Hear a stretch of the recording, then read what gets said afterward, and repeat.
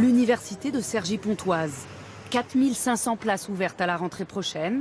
Cette année, l'établissement a reçu 39 000 demandes. Alors pour les trier, chaque filière a réuni des commissions. Ces enseignants de biologie ont étudié chaque dossier un par un. Et on peut voir que les moyennes de la classe et d'étudiants sont quand même assez importantes. Donc, Premier critère, les notes. On est une filière scientifique, donc on s'intéresse principalement à ces notes. Et également les notes principales des filières que les candidats ont suivies. Voilà, il ne faut pas qu'on se mente, les notes c'est très important. C'est la première chose de tape à l'œil lorsqu'on examine votre dossier. Mais il y a un deuxième élément encore plus important sur lequel on vous juge. Et là c'est critique vraiment, écoutez bien. Deuxième critère, la motivation des lycéens. À eux trois, ils ont examiné près de 3000 lettres, un travail fastidieux. 3000 lettres, est-ce que vous parvenez à vous représenter cela? C'est-à-dire un responsable ou alors deux responsables de formation, à eux deux, ils doivent examiner 3000 lettres. Et ça, ce n'est que pour une petite université comme l'université de Cergy dont elle parlait. Mais maintenant, imaginez-vous un plus grand rayon, l'université de Paris-Sorbonne par exemple, ou l'université de Paris-Saclay. Les chiffres montent beaucoup plus haut que ça. Par conséquent, il va falloir se distinguer du lot au travers de sa lettre de motivation pour que ça ne passe pas comme les autres lettres qu'on prend, on met de côté, on prend, on regarde, on met de côté. Bref, dans cette vidéo justement, je vais t'expliquer comment rédiger une lettre de motivation qui va te permettre justement d'avoir une acceptation et par la suite d'obtenir le visa. Moi, je suis au visa parce que je sais que si tu mets en application ce que je vais te dire, d'ailleurs, je t'invite à prendre quelque chose pour noter. Si tu mets en application cela, on se verra très prochainement en France. Ok, si c'est bon pour toi, c'est parti. Bonjour et bienvenue à tous sur Imagine Ensemble. Si ton rêve, c'est d'obtenir le visa et de venir l'année prochaine en France pour tes études, alors une seule chose, abonne-toi et active la cloche de notification parce que régulièrement je mets à jour sur cette chaîne des informations, des astuces, des secrets même parfois qui te permettront d'atteindre cet objectif en passant tout d'abord par l'obtention d'une acceptation. Le sujet d'aujourd'hui me tient particulièrement à cœur parce que je me suis rendu compte qu'il y a énormément de personnes qui m'ont demandé « Oh Tania, s'il te plaît, j'ai besoin que tu m'aides à rédiger ma lettre de motivation. » Rédiger votre lettre de motivation? Vous êtes sérieux là?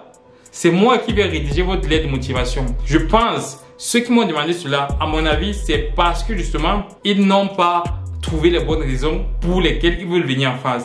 Donc en gros, c'est ça la lettre de motivation. Justement, dans cette vidéo, on va aborder 5 points principaux. Je vais vous expliquer en 5 points comment rédiger une bonne lettre de motivation. Et pour ceux qui resteront jusqu'à la fin, il y aura un bonus qui va complètement faire la différence entre les lettres classiques et les autres lettres. Bref, tête de bavardage, on commence. Ce que je vais dire en premier lieu ici, là, ça va paraître très absurde. Ça va paraître aller à l'encontre de certains principes des gens, mais c'est le chemin, disons, pour venir ici en France, pour obtenir l'acceptation. Et bien, il s'agit de faire quoi? Tout simplement de mentir. Les amis, mettons de côté notre intégrité, vous voyez, et revenons à la réalité. Si vous voulez venir en France, vous devez être capable de pouvoir contourner la vérité si vous voulez. Peut-être pas mentir, mais contourner la vérité. Vous n'allez pas écrire sur votre lettre de motivation que quand vous partez en France, c'est parce que toute la famille a cotisé et on espère à ce que vous puissiez rentabiliser l'argent qu'on a investi sur vous. Je vous mets au défi de mettre cela dans votre lettre de motivation et d'obtenir une acceptation. Si vous parvenez à le faire, n'hésitez pas de me le dire très prochainement. En tout cas, ce que je pense personnellement, c'est que ça n'a pas beaucoup de chances d'aboutir. Par contre, ce que vous pouvez faire, c'est de masquer tout simplement la vérité. Autrement dit, mentir quoi. Vous devez pouvoir inventer des trucs qui vont plaire. Mettez-vous dans la tête du responsable de formation qui va examiner votre lettre de motivation et demandez-vous ce que cette personne voudrait lire dans votre lettre de motivation.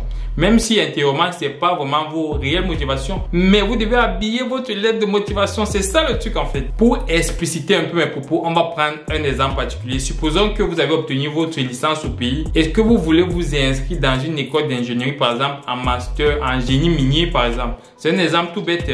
Et maintenant, vous devez rédiger votre lettre de motivation. Qu'est-ce que vous allez dire dans votre lettre de motivation? Et bien, si c'était moi, ce que j'allais dire dans cette lettre de motivation, c'est que le fait que je suis en train de candidater pour cette formation me permettra, dans un premier temps, par exemple, de réaliser mon projet d'études qui est de devenir ingénieur en génie minier et par la suite de réaliser mon projet professionnel qui me permettra plus tard de rentrer dans mon pays, entre guillemets, participer à l'exploitation et à la transformation des ressources minières de mon pays, le Bénin, le Cameroun, la Côte d'Ivoire par exemple. Même si derrière, on sait que le fait que lorsqu'on va vous donner votre visa pour aller là-bas, vous, dans votre tête, vous savez que peut-être vous n'allez même plus rentrer au pays. Mais mentez tout d'abord sur votre lettre de motivation, même si après vous faites ce que vous voulez. À l'instant qu'on lira votre lettre de motivation, c'est ça qu'on comprendra. Des exemples comme ça, je peux en créer tellement. Vous voyez, il ne m'a même pas fallu de 2 minutes pour pouvoir créer ce type de motivation adaptée à cette formation. D'ailleurs, dites-moi peut-être en commentaire votre formation et voilà, je vous aiderai dans ce sens à pouvoir créer quelque chose que vous pouvez dire et qui peut susciter l'engouement justement de votre responsable de formation afin de vous prendre dans sa formation. Deuxième chose, lorsque vous rédigez votre lettre de motivation, la personne qui examinera votre motivation doit pouvoir ressentir votre rage de venir ici en France, ressentir le besoin fondé justement du fait que vous partez de votre pays pour pouvoir arriver en France, pour pouvoir faire cette formation particulièrement là. Il doit pouvoir comprendre que vous n'avez pas choisi n'importe quelle formation, mais vous avez choisi sa formation particulière. Et donc, les gens que je vois souvent plagier les lettres de motivation, ils prennent telle motivation, ils mettent pour telle formation, ils prennent encore la même lettre de motivation, ils mettent pour l'autre formation, il fait ça 7 fois. Et pourtant, les 7 formations, parfois même, ne se valent pas. C'est-à-dire, tu vois, il met en comptabilité, l'autre il met en finance, l'autre il met en mathématiques. De qui est-ce qu'on se moque vraiment? Les amis, comme je dis chaque fois, vous êtes le seul ou alors la seule responsable de votre ascension. Faites très attention à ce que vous écrivez. Troisième chose très importante, c'est vrai que c'est moi qui suis en train de vous demander de ma team, limitez vos mensonges parce qu'il y a de ces personnes qui ont souvent des inspirations. Moi-même, je donne les mains. J'ai vu quelqu'un dernièrement, par exemple, il a écrit dans sa lettre de motivation justement que voilà, le fait qu'il part faire la formation là, ça lui permettra de venir construire tout son village, de pouvoir sauver toute sa ville. Non mais les gars, est-ce que vous êtes devenu Superman? C'est la question que je lui ai posée. Est-ce que tu penses qu'on va te croire avec ce genre de conneries que tu racontes? Donc, rendez vraisemblable vos motivations et rendez réalisable. Il faudrait que vos motivations soient vraiment réalisables. Qu'on sente que voilà, le gars, il est très engagé. Et pour ce faire, justement, il ne faut pas du tout se presser. C'est d'ailleurs le 4e point que je voulais aborder avec vous. Prenez du temps pour rédiger vos motivations. Même si vous allez faire un paragraphe en une journée, prenez vraiment du temps à rédiger cela. Soyez créatif, évitez le plagiat. Il y a tellement de choses que vous pouvez dire.